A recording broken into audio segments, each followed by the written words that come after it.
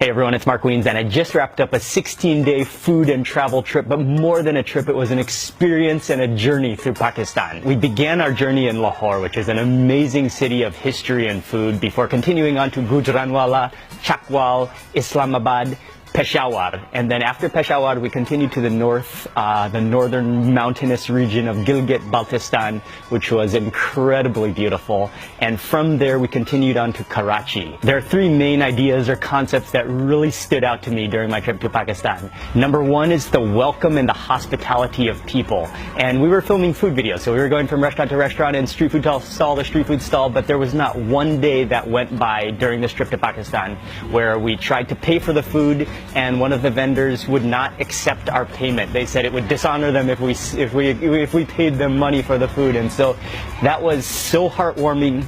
And every single day people would come up, they would want to shake our hands, they'd want to take a photo, they would just want to welcome us to Pakistan and say thank you for being here, for traveling to Pakistan. Number two is the food, and of course we traveled to Pakistan for the food. The food was unbelievable. From karahis to kebabs to niharis to payas and all the street food in between. You'll find food everywhere, and it's so rich, it's so flavorful. Food was incredible. Finally, number three is the unbelievable landscapes and the scenery of Pakistan, especially when we traveled around the Gilgit-Baltistan region, the mountainous region, the Karakoram Mountains and the Himalayas. We traveled all the way up to the Khunjerab Pass, which is at 16,000 feet.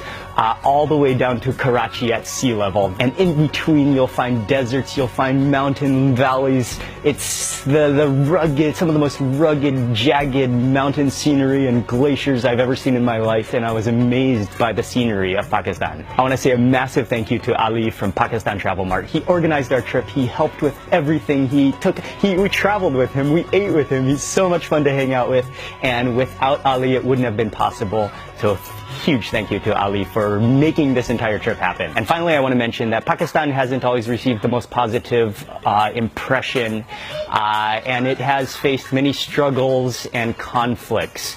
But recently, and then in the past few years, Pakistan has made huge, major improvements in safety and security. And for what it's worth, I would mention that on my 16-day trip, and we traveled pretty extensively through many regions of Pakistan, that not even on one occasion, even in the major cities, even in the remote destinations, did I feel threatened or in danger. And actually it was the total opposite.